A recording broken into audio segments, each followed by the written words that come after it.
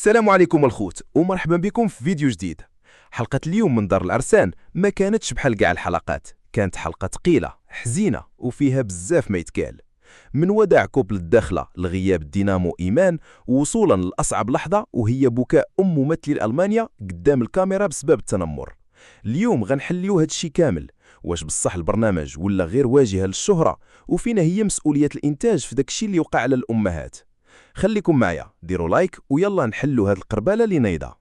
كلشي اليوم لاحظ أن الحلقة كانت مملة. إيمان كوبل طلجة كانت هي الملحة ديال هاد النسخة، واخا كانت كتقسم الآراء بين اللي كيبغيها واللي كينتقدها، ولكن ما يمكنش تنكر أنها كانت هي الدينامو ديال الدار.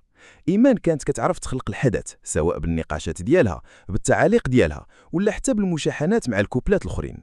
هادشي كيعطي المونتاج مادة دسمة فين يغمس. بلا بها كيولي كل شيء هادي، وهذا الشيء في برامج الواقع كيقتل التشويق. كانت عندها ما يسمى بكاريزما مولاة المشاكل. في التلفازة الشخصية اللي كدير الجدل هي اللي كتخلي المشاهد يتسنى شنو غيطرى. إيمان كانت كتلعب هاد الدور بامتياز، كانت هي المحرك ديال القصص. دابا الدار ولات هادية بزاف، وهذا الهدوء كيجيب الملل. والكوبلات الاخرين رجعوا كيبانوا باهتين حيت كانوا مولفين كيديروا رد فعل على إيمان. دابا خاصهم هما يبداو يخلقوا الحدث، وحسب رأيي ما يقدروش. الله يحفظكم، حنا لي فان ديالكم كاملين، خصنا ندعموا بعضياتنا حنا الاول على بعضياتنا. ندعموا اخي نزار، بغيت نمشي نكتشف حاجه فريمون داك ضحى ونزار بذكرهم الموضوع صناعة المحتوى كيبينوا أنهم كيشوفوا بعيد. هما عارفين أن لالا العروسة أو دار العسان هي أكبر منصة إعلانية في المغرب، استغلوها باش يوريو شخصيتهم وطريقتهم في الهضرة، باش نهار يخرجوا بحال اليوم يكون عندهم سيفي واجد كصناع محتوى سياحي. ضحى ونزار فهموا أنهم كيمثلوا واحدة من أجمل الوجهات السياحية الجديدة بالمغرب، واللي عليها الطلب بزاف. ملي كيقولوا غاد نروجوا لسياحة مدينتنا، هما هنا كيديروا تموقع لراسهم. عارفين أن الشركات والفنادق ووكالات الأسفار في جهة الداخلة محتاجين وجوه محروفة ومحبوبة باش يديروا الإشهار. إذن الخروج من البرنامج هو مجرد بداية لبزنس حقيقي في مدينتهم.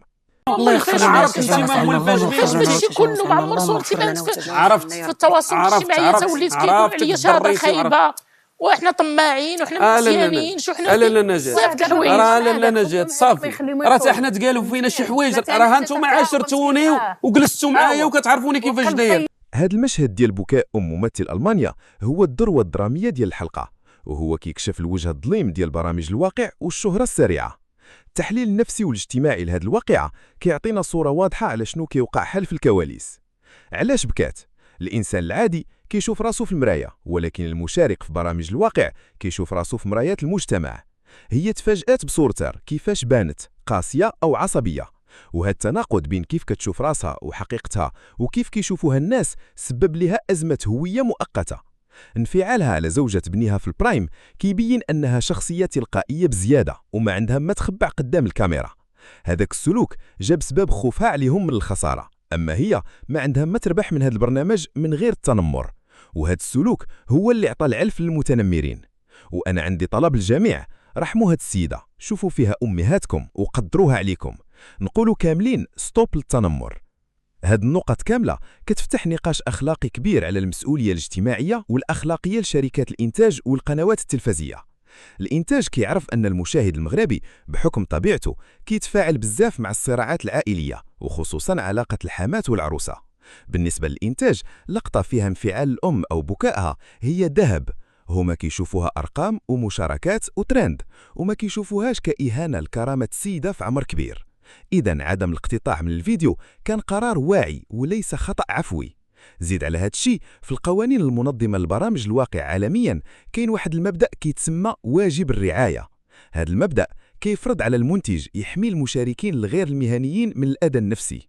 من الإنتاج كيبت لقطة عارف أنها غتخلي الأم تتعرض للتسونامي ديال التنمر، فهو هنا تخلى على مسؤوليته الأخلاقية وقدم المشاركة قربان لآلة السوشيال ميديا. دابا غنتكلموا على دور مونتاج. المونتاج هو اللي كيبني الشخصية في البرنامج.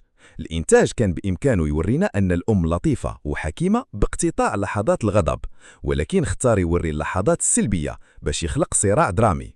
هذا الاختيار هو اللي شيطني الأم في عين الجمهور. لو تم اقتطاع تلك المقاطع لظلت كرامة الأم والزوجين محفوظة، ولما وصلنا لمرحلة البكاء والانهيار. أخطر ما في الأمر هو أن الإنتاج بعد ما تسبب في التنمر على الأم ببث لقطات انفعالها، رجع دابا كيستغل بكائها بسبب التنمر كحدث رئيسي في الحلقة. هذه كتسمى إعادة تدوير درامي. كيديروا المشكل وكيتسناو رد الفعل، ومن بعد كيصوروا الألم الناتج عليه باش يديروا حلقة مؤثرة. هذه قمة الاستغلال النفسي. دابا شنو غيوقع للمشاركين؟ البرنامج كيسالي في شهر أو شهرين، ولكن هاد الفيديوهات كتبقى لاصقة في المسار الشخصي والمهني لدوك الناس.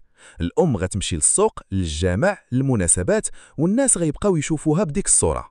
الإنتاج ما فكرش فيما بعد البرنامج، فكر غير في حلقة اليوم.